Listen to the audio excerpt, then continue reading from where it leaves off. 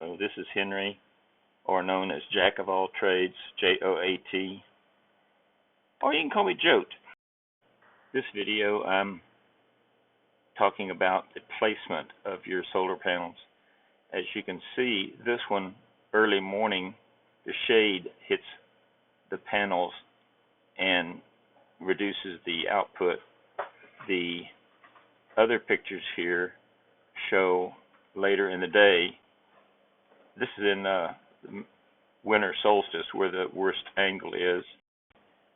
Later in the day, as the sun rises and starts to cross the horizon, it moves down and away from the solar panels, giving more total output. Later in the day, it moves quite a bit away from the solar panels. In the summertime, it does not even get close, except for early in the morning when it does not matter. Also, watch out for tall poles that may cast a shadow.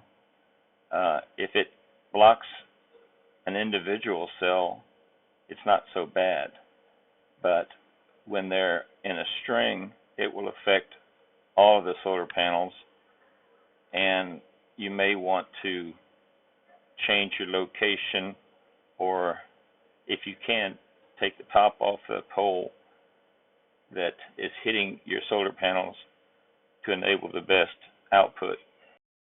My first attempt at setting up solar panels, I did 2 rows of 5 vertically, but it became very difficult to try to tilt due to the season.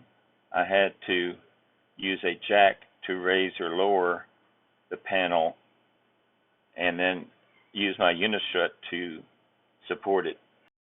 As I said before, the winter solstice around December 21st has the sun at a very low angle and the shadows can be very long. This is a string inverter where the panels are daisy chained, one into the next, to the next, to the next, in a loop to this unit. And if there's something that blocks one panel, it affects all of them. Later, I bought individual inverters for each panel. These are called micro inverters, and they convert the DC voltage of each panel into AC that can be run to the grid power. This is good because if one panel's shaded, it does not affect the rest of the panels. The other advantage, you don't have to use larger wires if you're making a long run. The AC, you can use much smaller wires and save you money.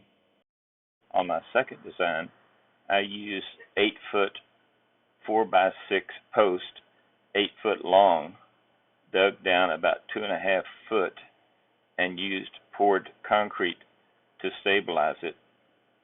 And I had 2 panels between each set of posts.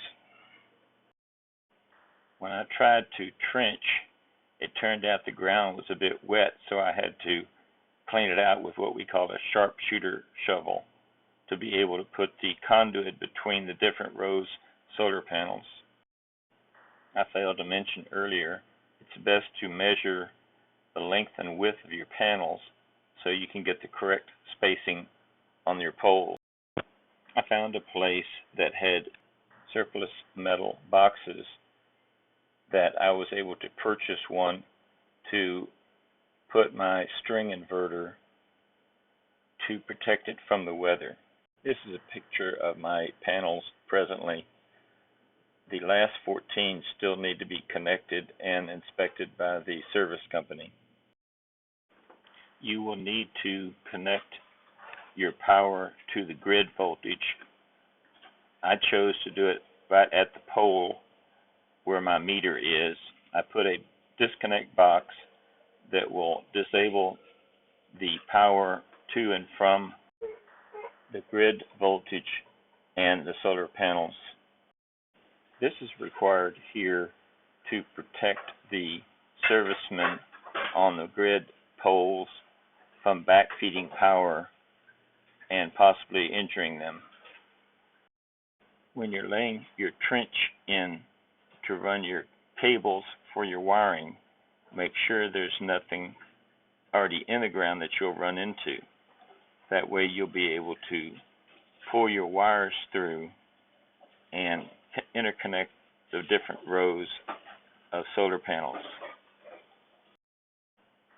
That's all for now. Stay tuned.